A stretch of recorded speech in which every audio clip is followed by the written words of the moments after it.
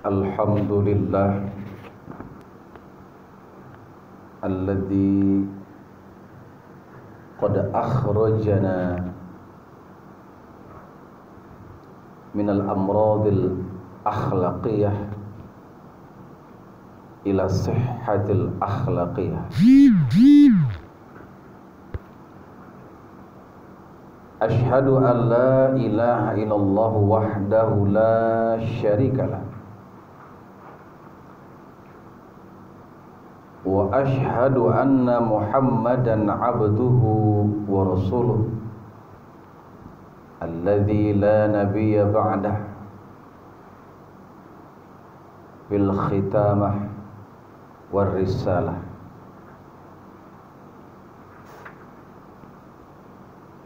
Allahumma salli wa sallim ala sayyidina Muhammadin wa ala alihi wa ashabihi ajma'in, amma ba'd. Faya ayuhan nas, usikum wa nafsi bitaqwallah faqad fazal muttaqun. Wa qala Allah ta'ala fi kitabihi syarif, a'udzu billahi minasy syaithanir rajim. Bismillahirrahmanirrahim. Fi qulubihim maradun fazadahumullahu maradan. Shadaqallahul azim wa sadaqan nabiyul karim wa nahnu ala dzalika minasy syahidin wasyakirin.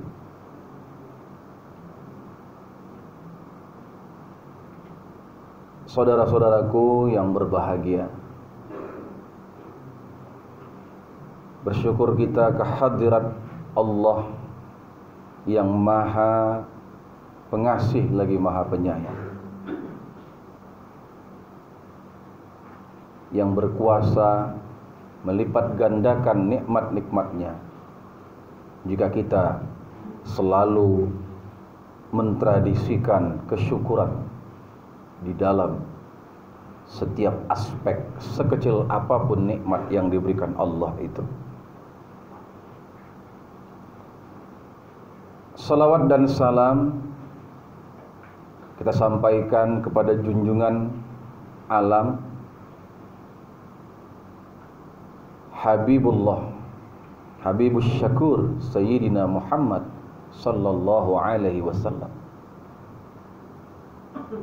Semoga kita mendapatkan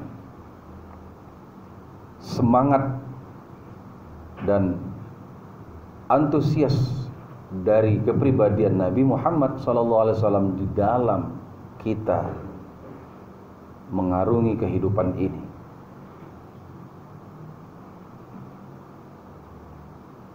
Kaum muslimin sidang Jumat yang berbahagia, adapun tema khutbah kita kali ini adalah 8 penyakit hati.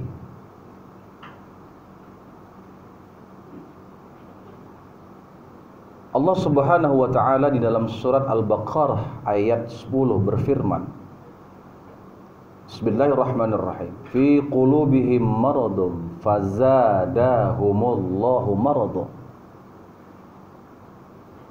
Di dalam hati mereka itu ada penyakit, lalu Allah menambahkan bagi mereka sakit itu.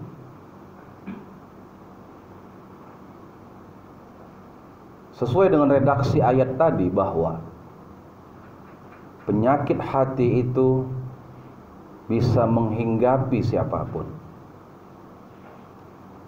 Jika dia tidak diobati, maka penyakit itu akan membahayakan diri dan akan semakin akut jika tidak diobati ataupun diupayakan kesembuhannya. Apa itu 8 penyakit hati?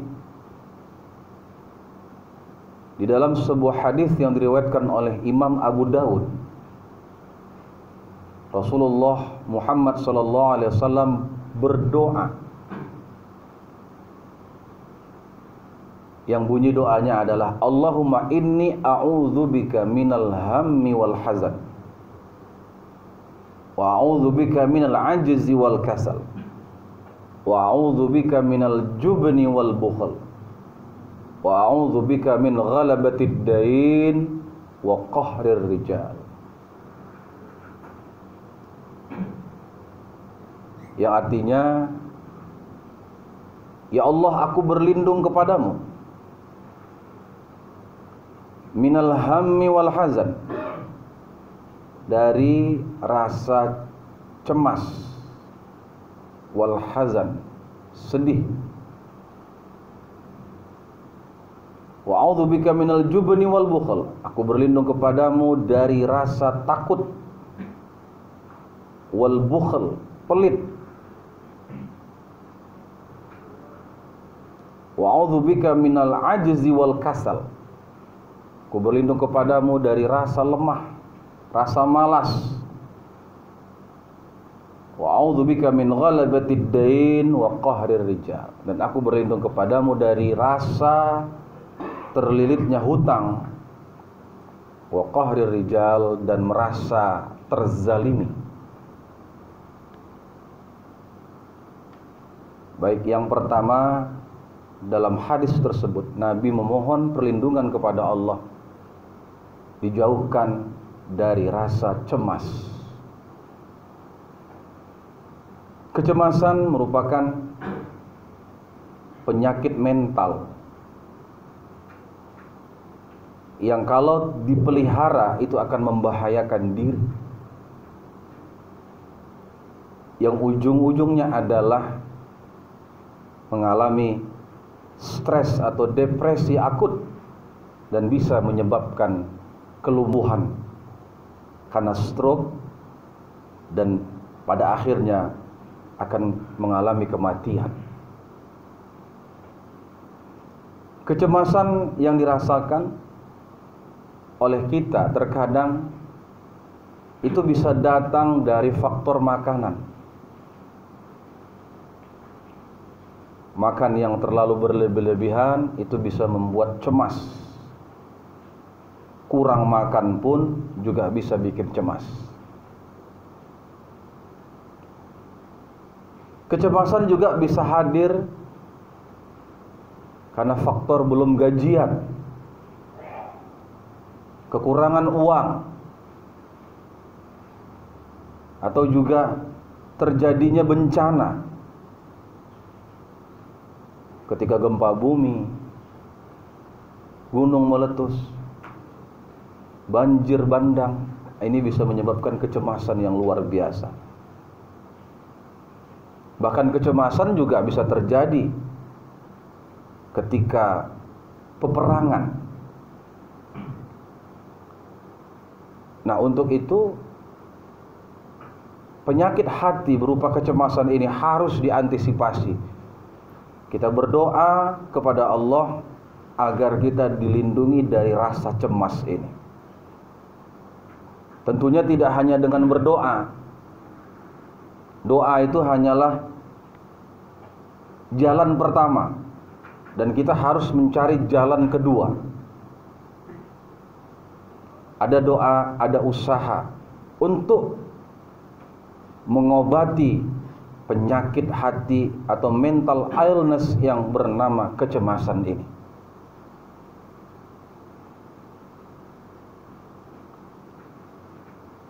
Diceritakan ada seorang panglima yang bernama Tariq bin Ziyad. Ketika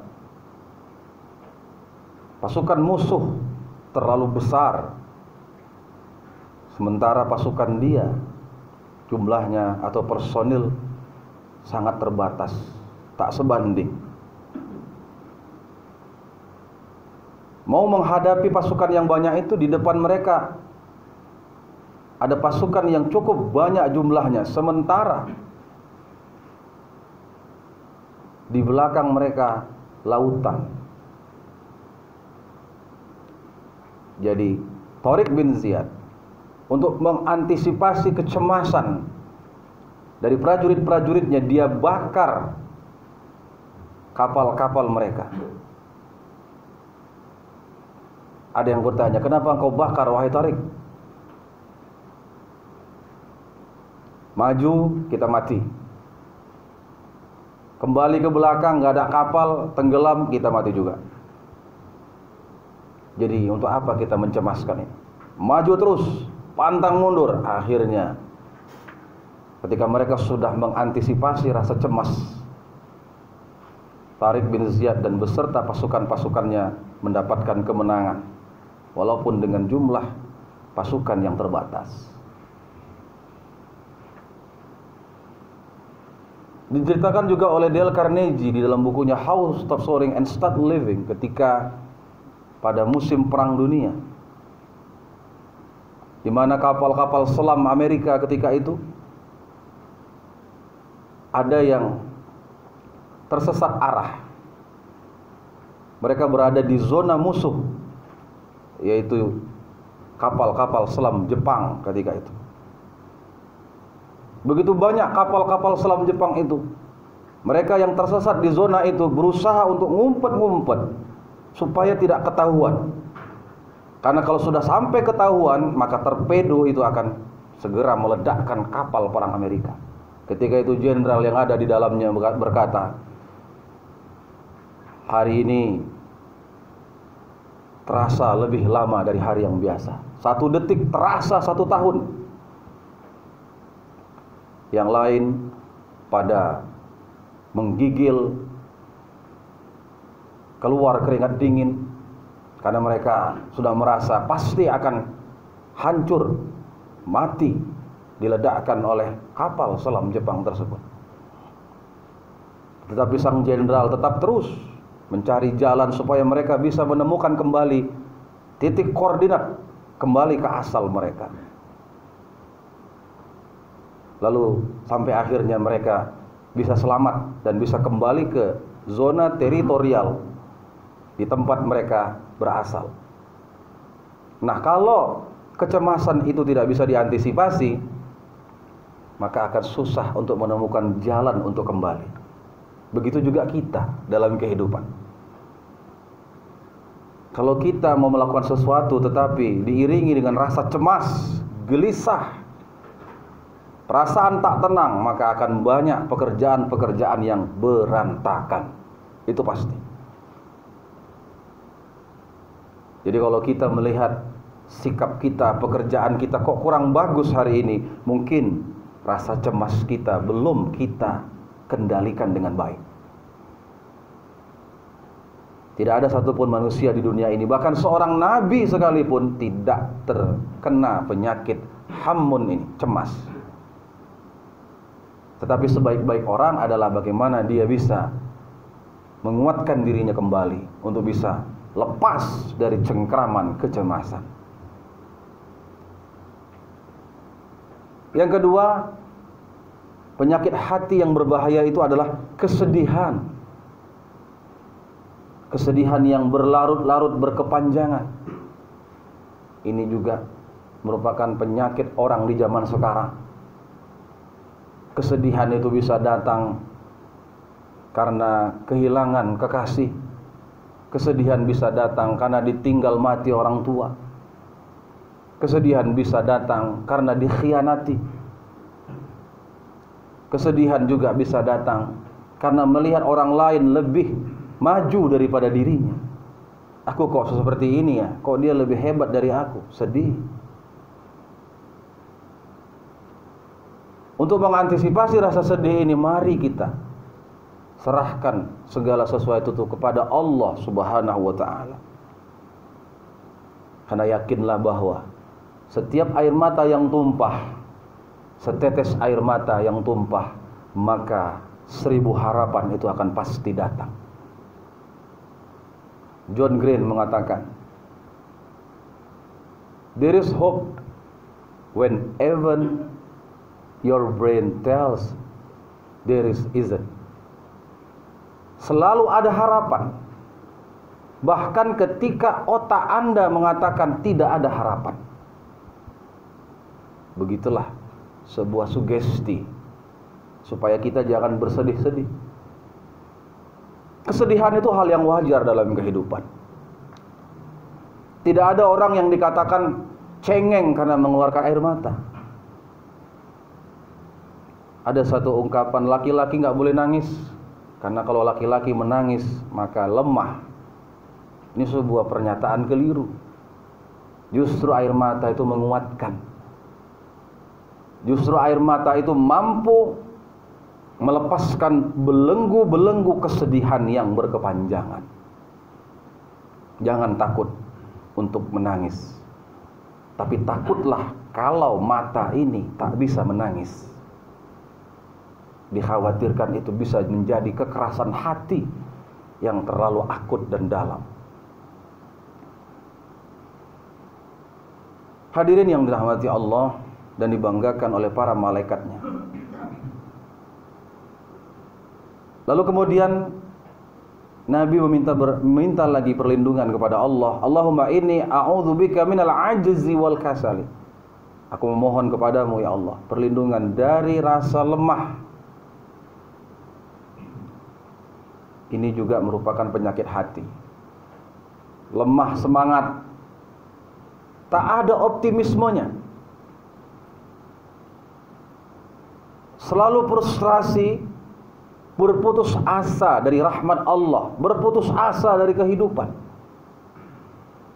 Ini merupakan mental illness yang berbahaya, lemah semangat. Ketika lemah semangat, maka kita harus menjemput semangat itu. Banyak hal-hal yang bisa kita lakukan untuk menjemput semangat kita. Terkadang kehidupan yang kita rasakan hari ini mungkin ada bosannya. Bosan jika dipelihara, maka dia akan melemahkan semangat.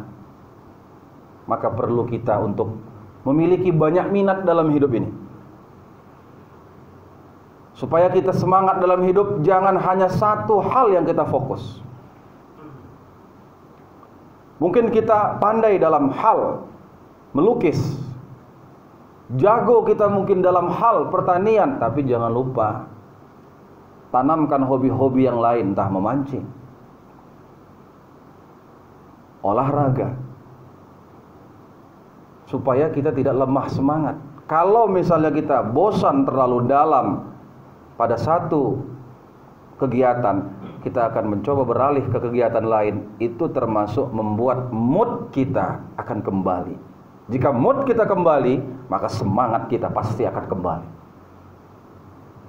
Rasulullah Muhammad SAW dalam sabdanya menyatakan, al-mu'minul qawi khairum minal mu'minid da'if. Orang beriman yang kuat itu lebih baik daripada orang mukmin yang lemah. Lalu Nabi meminta lagi doa, aku berlindung kepadamu ya Allah dari rasa malas. Kemalasan ini memang tidak ada obatnya. Rasa malas itu memang sesuatu hal yang terjadi dalam diri manusia. Kita harus mengantisipasi kemalasan ini dengan mengerjakan kegiatan-kegiatan yang positif.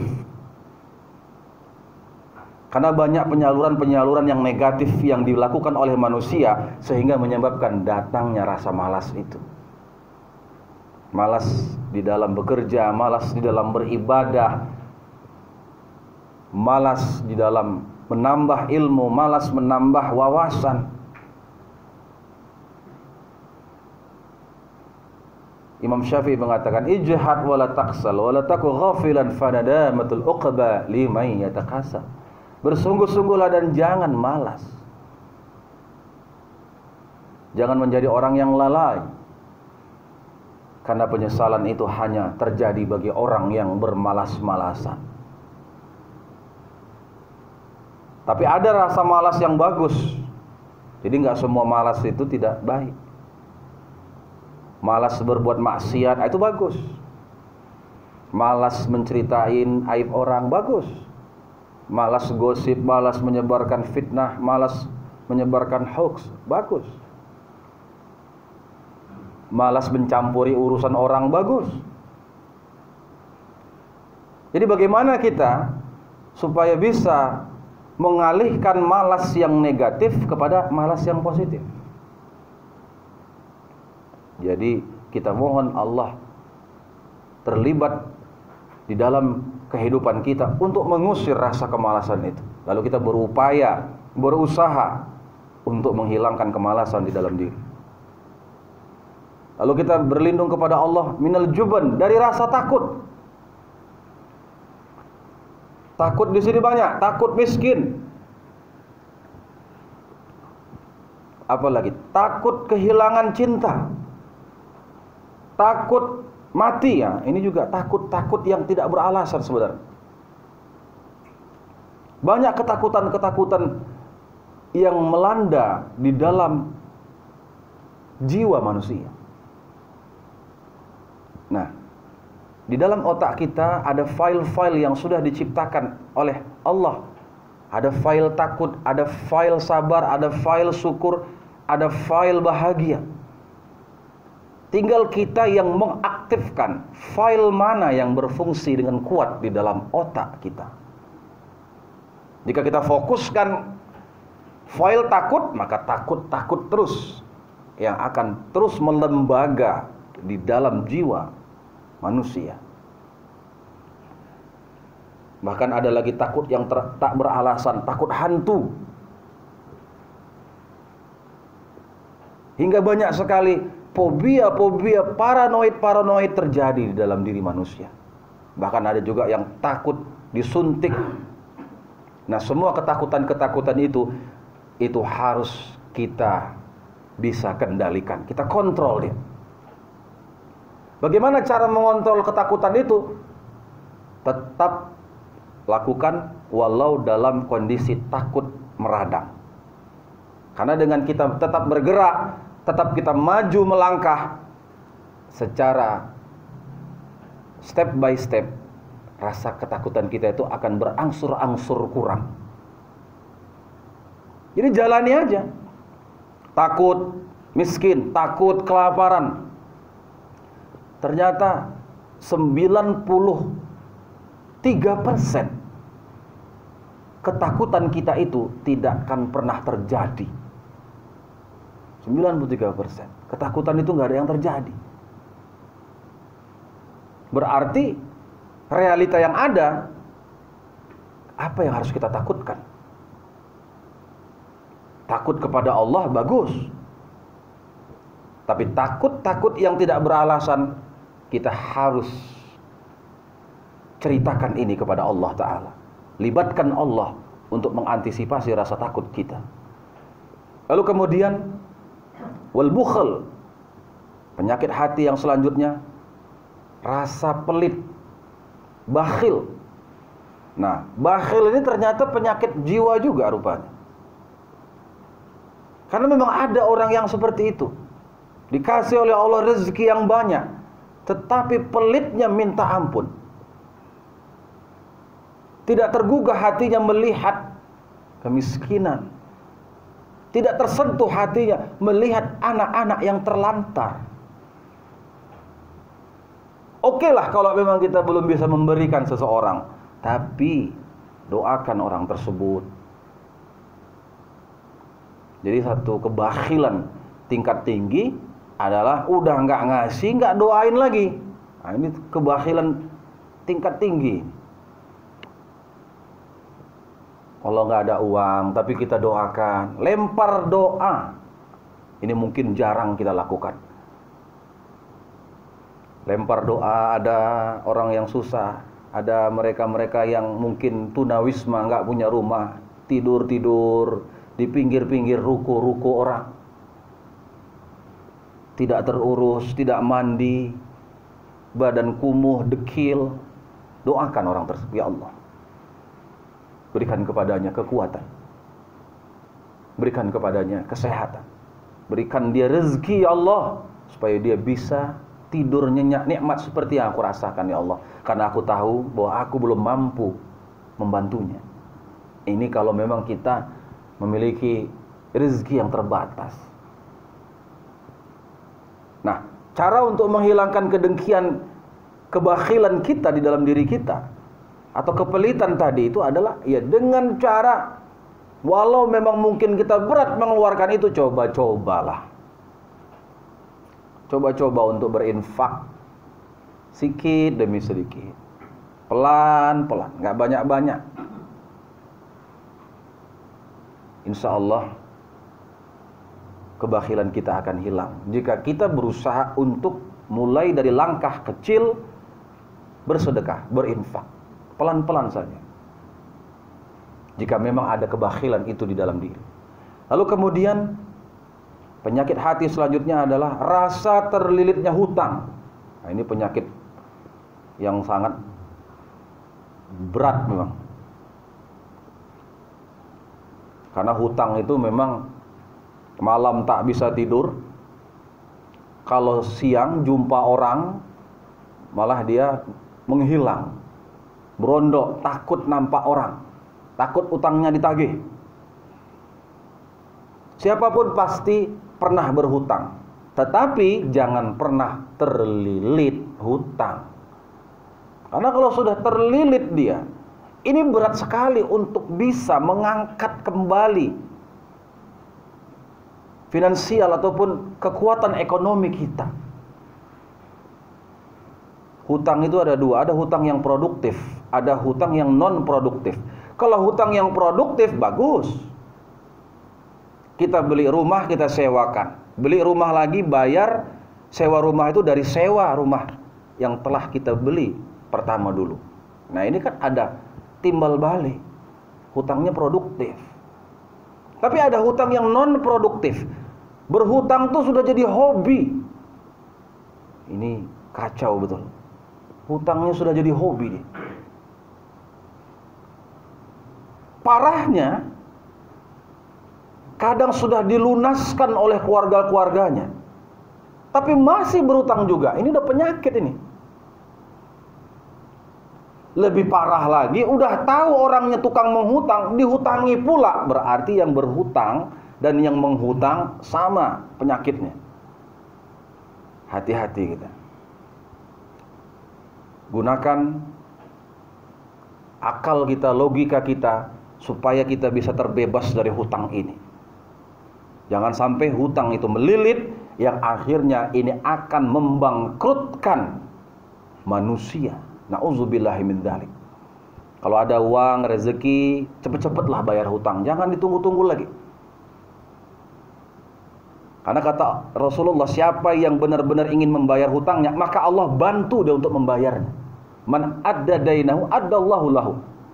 Siapa yang benar-benar berniat membayar hutang, maka Allah akan bantu dia untuk membayar hutangnya. Tapi kalau mencoba untuk menunda-nunda pembayaran hutangnya, Allah hancurkan rezekinya. Na'udzubillah.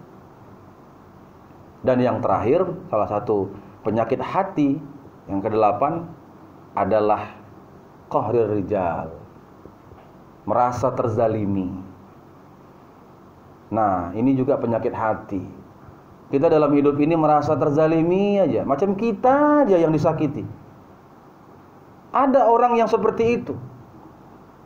Karena apa? Karena terlalu besar ekspektasi, terlalu besar mengukur kebaikan sendiri, hingga akhirnya ketika orang lain mungkin tidak sesuai dengan harapan dia, akhirnya dia merasa tersakiti, merasa terzalimi.